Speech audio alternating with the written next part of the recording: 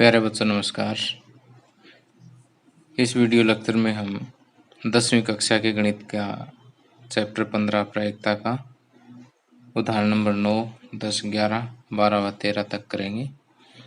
तो इस वीडियो में हम इस चैप्टर के सभी उदाहरण सॉल्व करेंगे। इससे जो आप प्रश्नावली 15.1 के सभी सवाल जो है हल करने में सक्षम हो जाएंगे। तो आइए देखते हैं उदाहरण नंबर 9 में क्या कहा है कि हरप्रीत दो भिन्न भिन्न सिक्कों को एक साथ उछालती है।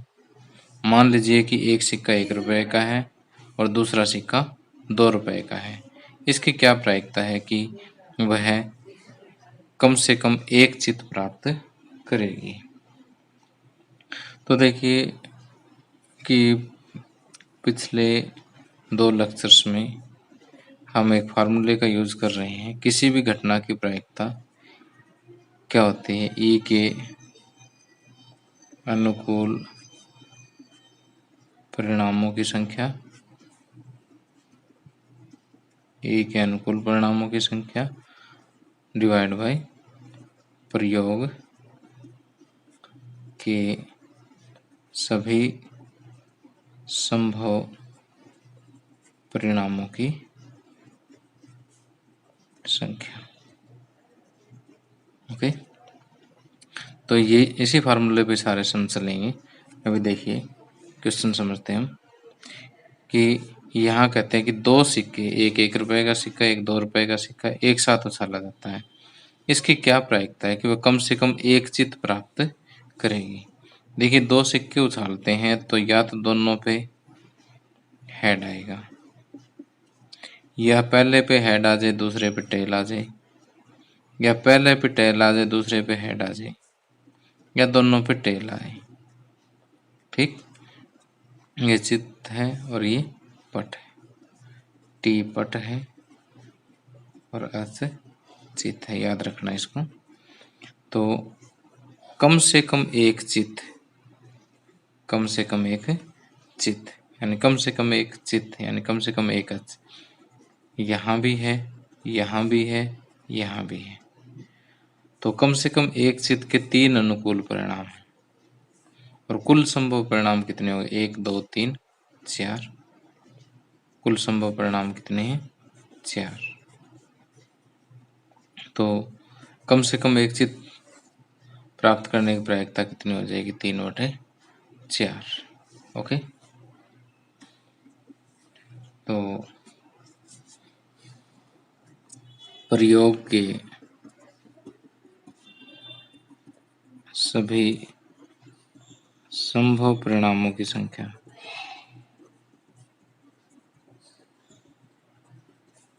बराबर 4।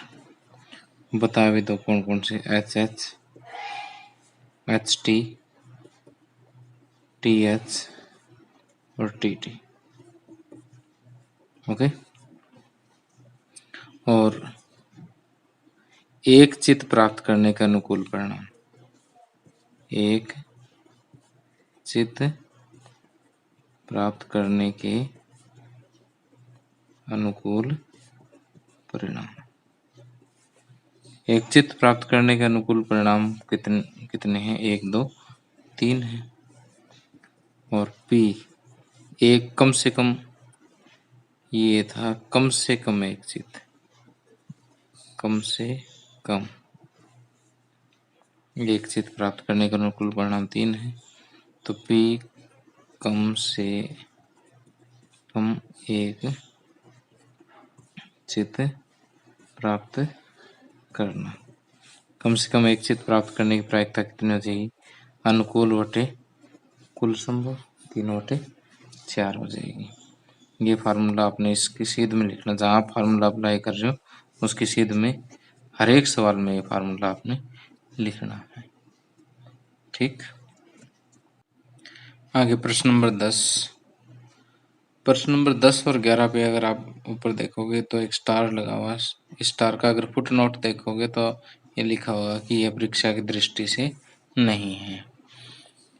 लेकिन मैंने एनसीईआरटी बुक के बहुत सारे ऐसे क्वेश्चन देखे हैं कि जिन पे इस तरह के स्टार लगा करके नीचे लिख दिया गया कि परीक्षा की दृष्टि से नहीं है, या ये प्रश्नावली परीक्षा की दृष्टि से नहीं है, लेकिन उन्हीं एक्सरसाइजेज में से परीक्षा में सवाल पूछ लिए जाते हैं अक्सर। तो इसलिए मुझे नहीं लगता कि आपको कुछ आसान सवालों के लिए ऐसा रिस्क लेना चाहिए कि आप उसे छोड़ दो और फिर पेपर में ना आए।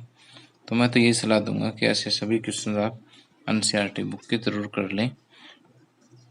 तो आइए क्वेश्चन देखते हैं कि एक म्यूजिकल चेयर खेल में जो महिला संगीत बजा रही थी, उसे सलाह दी गई कि वह संगीत प्रारंभ करने के बाद 2 मिनट के अंदर कभी भी संगीत बंद कर दे।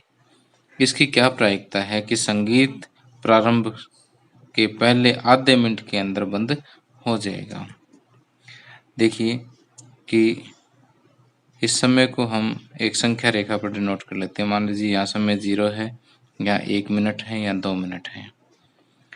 अब देखो म्यूजिकल चेयर गेम तो आपको पता ही है क्या होता है कि जैसे अगर मान लीजिए 10 खिलाड़ी है तो हम यहाँ पर क्या करते हैं, पहले 9 चेयर रखते हैं और यहाँ इसके चारों तरफ लोग घूमते हैं। फिर एक संगीत बजता है और संगीत बंद होते ही सारे लोग क्या है कि इन कुर्सियों को ऑक्यूपाई यानी इन कुर्सियों पर बैठने की कोशिश करते हैं। तो 9 लोग तो बैठ जाएंगे, लेकिन एक बचेगा, वो आउट हो जाएगा और एक कुर्सी भी साथ में निकाल देते हैं। तो इसी तरह से फिर संगीत बजता है, फिर कुर्सियाँ 8 रह गई, लोग 9 रह गए। ठीक उसी तरह से हर बार क्या है कि एक कुर्सी कम होती है और इसके चारों तरफ खेलने वाले लोग ज़्यादा होते हैं। तो हर बार क्या होता है कि एक आदमी आउट होता जाता है, जो लास्ट में जो बचेगा वो जीतेगा। तो हमें इस गेम से अभी कोई लेना देना नहीं है, लेकिन जो आया है उसके से मैंने बता दिया है। तो उसमें जो संगीत बजता है वो 2 मिनट में कभी भी बंद हो सकता है कि शुरू होते ही 1 सेकंड बाद में बंद हो जाए, हो सकता है कि पूरे 2 मिनट बाद में बंद हो सकता है कि 1 मिनट बाद में बंद हो। तो ये कहता है कि इसकी क्या प्रायिकता है कि संगीत प्रारंभ होने के पहले आधे मिनट के अंदर बंद हो जाए, यानी यहीं बंद हो जाए, यहाँ तक कहीं भी, यानी इस भाग में। तो देखिए कुल जो सभी संभव परिणाम है वो तो संख्या रेखा का ये पूरा का पूरा भाग है। सभी संभव परिणाम जो है इस संख्या रेखा का 2 तक भाग है, और पहले आधे मिनट में बंद होना ये जो आधा भाग है 1/2 भाग है, यहाँ तक ये क्या है, अनुकूल परिणाम है। अनुकूल तो हो गया 1/2 और सभी संभव हो गए 2 परिणाम। तो इसकी प्रायिकता क्या बनेगी, 1/2 डिवाइड बाई 2, 1/2 गुणा में डिवाइड बाई 2 है तो 1/2 यानी 1/4 बनेगी। ठीक, तो 1/4 इसका आंसर आ जाएगा। तो देखिए अब लिखेंगे क्या कि यहाँ सभी संभव परिणाम 0 से 2 तक सभी संख्याएं हैं, 0 से 2 तक सभी संख्याएं हैं जो कि संख्या रेखा पर 0 से 2 तक का भाग है, जो कि संख्या रेखा पर 0 से 2 तक भाग है। और पहले आधे मिनट में संगीत बंद होने की घटना, माना घटना ई जो है पहले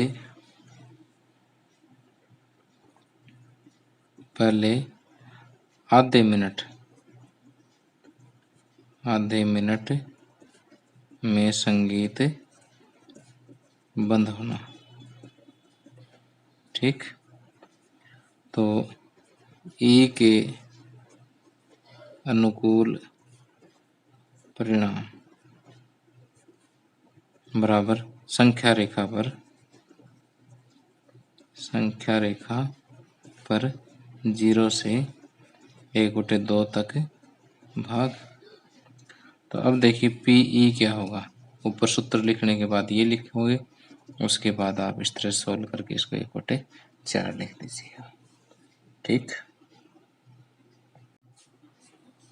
आगे उदाहरण नंबर 11, एक लापता हेलीकॉप्टर के बारे में सूचना मिलती है कि वह आकृति में दर्शाए गए आयताकार क्षेत्र में कहीं गिर गया है।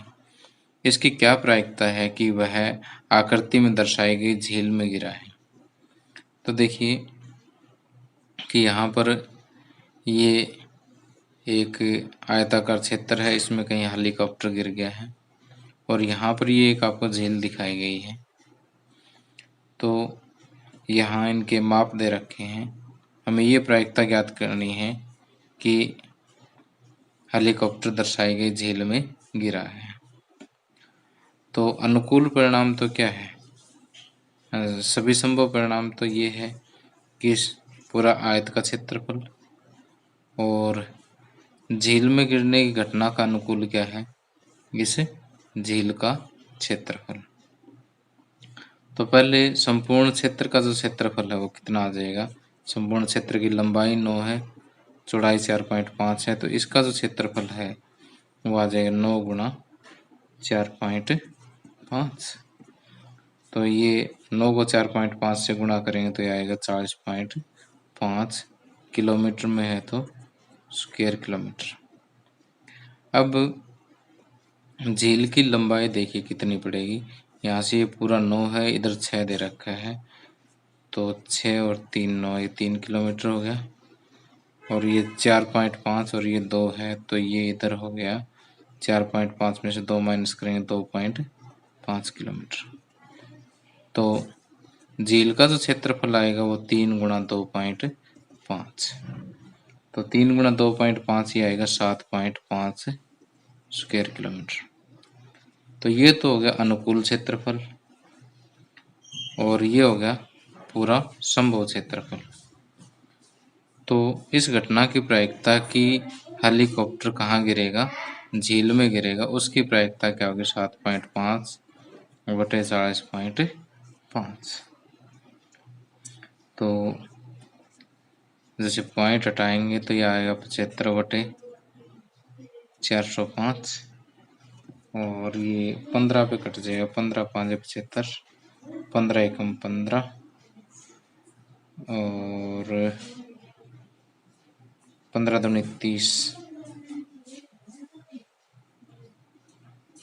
बच गए 10, 15 सत्ते 105, 5 बटे 27 जो है इसका आंसर आ जाएगा। तो समझ तो आपको आ ही गया है। लिखेंगे कैसे इसको? अब देखिए इसको लिखेंगे कैसे कि हेलीकॉप्टर का आयताकार क्षेत्र में कहीं भी गिरना संप्रायिक है। तो संपूर्ण क्षेत्र का क्षेत्रफल जहाँ हेलीकॉप्टर गिर सकता है, लंबाई गुणा चौड़ाई, 9 गुणा 4.5 कितना है? 40.5 वर्ग किलोमीटर।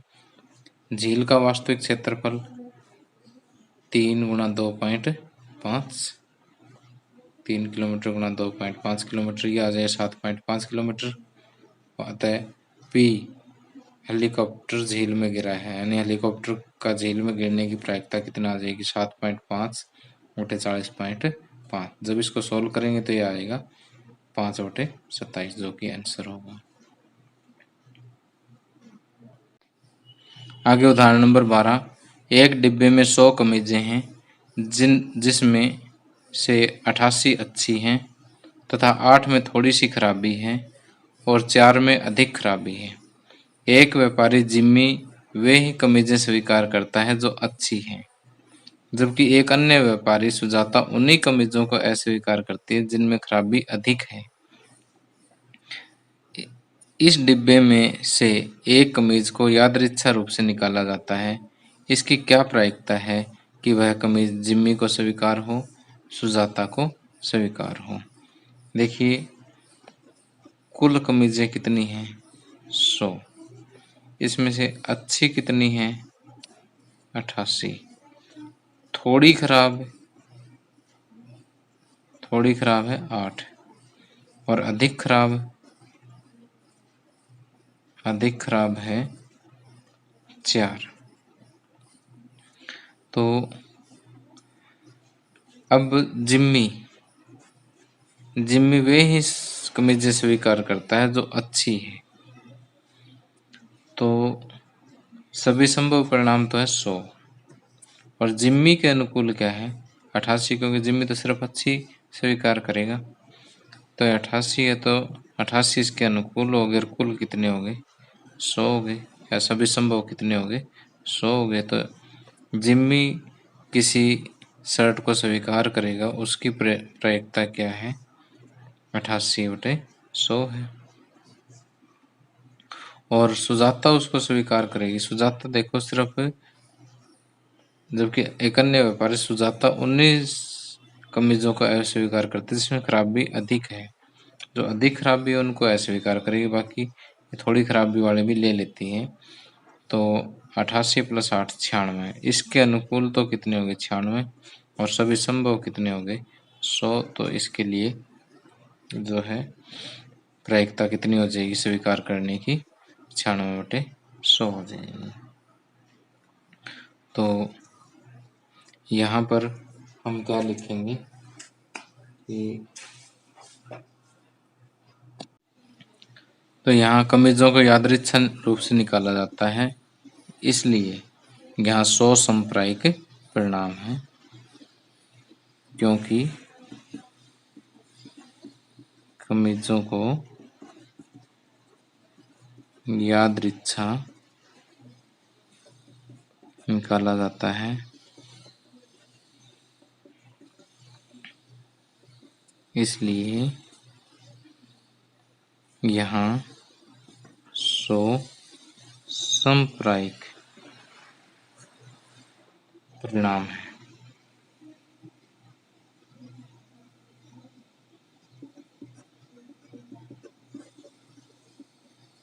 ये लाइन लिख करके उसके बाद सभी संभव परिणामों की संख्या, सभी संभव परिणामों की संख्या होगी 100, और जिम्मी के अनुकूल परिणामों की संख्या, जिम्मी के अनुकूल परिणामों की संख्या क्या है 88, या जिम्मी को स्वीकार है के अनुकूल 88, और इसलिए पी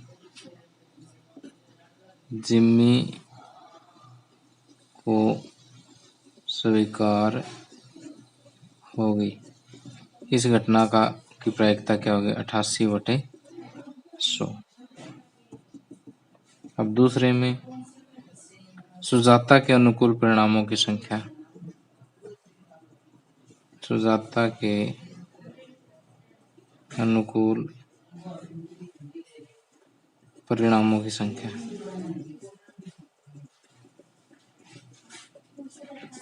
बराबर 96, इसलिए पी सुजाता को स्वीकार होगी बराबर 96/100। ठीक, इसको अगर आप करोगे तो 0.88 और इसको 0.96। ओके, आगे उदाहरण नंबर 13। एक स्लेटी पासे और एक नीले पासे को एक साथ फेंका जाता है, सभी संभावित परिणामों को लिखिए। इसकी क्या प्रायिकता है कि दोनों पासों की संख्याओं का योग 8 है, 13 है, 12 से छोटी संख्या है उसके बराबर है। तो देखिए, एक स्लेटी पासा है और एक नीला पासा है। तो जैसे इस स्लेटी पे एक आ गया तो इस पे एक भी आ सकता है, इस एक के साथ इसका 2, इसका 3, इसका 4, इसका 5, इसका 6 भी आ सकता है। इसी तरह से इसके 2 के साथ ये 6 पॉसिबिलिटी, 3 के साथ भी ये है, 4 के साथ, 5 के साथ और 6 के साथ। तो इस तरह से अगर हम कॉम्बिनेशन बनाए तो टोटल 6 के 36 जो है संभव परिणाम है। ठीक है, एक बार दोबारा से देखिए कि स्लेटी पासे पे एक और इस नीले पासे पे एक और स्लेटी पे एक, ये एक परिणाम है। इस पे एक, इसका 2, इस पे एक और इस पे 3, इस पे एक, इस पे 4, इस पे एक, इस पे 5, इस पे एक, इस पे 6। फिर इस पे 2, इस पे 1, फिर इस पे 2 और इस पे भी 2। तो इस तरह से हम अगर लिखते जाएंगे तो इस पे 6, इसका भी 6, लास्ट तक 36 परिणाम हम लिख सकते हैं। तो कहता है कि इसकी क्या प्रायिकता है कि दोनों पासों की संख्याओं का योग 8 है, कि संख्याओं का योग 8 योग जो है आप कहाँ से प्राप्त कर सकते हो? 8 योग आप प्राप्त कर सकते हो यहाँ से। चलो मैं रेड पेन ले लेता हूँ कि 6 और 2 8, 1, 5 और 3 8, 1, 4 + 4 8, 3 + 5 8 और 6 + 2 8। और देखिए कहीं भी आपको 8 नज़र नहीं आएगा पूरे में टोटल, कि दोनों पासों की संख्याओं का योग 8 है। तो 8 के अनुकूल 1, 2, 3, 4, 5 परिणाम हो गए। तो अनुकूल परिणाम हो गए 5 और टोटल हो गए 36। तो 8 योग प्राप्त करने की प्रायिकता कितनी आएगी? 5/36। अब योग 13 है। 13 योग जो है आपको कहाँ से प्राप्त हो सकता है? मैक्सिमम 6 + 6 12 ही हो सकता है, 13 तो प्राप्त नहीं होगा। तो ये एक असंभव घटना है, और असंभव घटना तो इसकी प्रायिकता क्या होगी? 0 होगी। 12 से छोटी या उसके बराबर। अब इनका योग 12 से छोटा है उसके बराबर। देखिए सभी घटनाओं का योग 12 से छोटा या उसके बराबर है। तो ये जो है एक निश्चित घटना है, इसकी प्रायिकता क्या हो जाएगी? 1 हो जाएगी।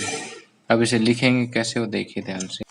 सभी संभावित परिणामों की संख्या 36, माना घटना ई बराबर संख्याओं का योग 8, अनुकूल परिणाम 5, प्रायिकता 5/36।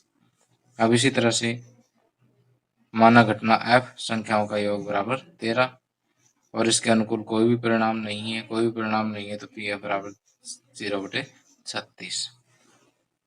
और यहाँ पर घटना जी बराबर घटनाओं का योग 12 से कम, और यहाँ हम देख सकते हैं कि सभी परिणाम जो इसके अनुकूल हैं, तो पी जी बराबर 36/36 बराबर 1।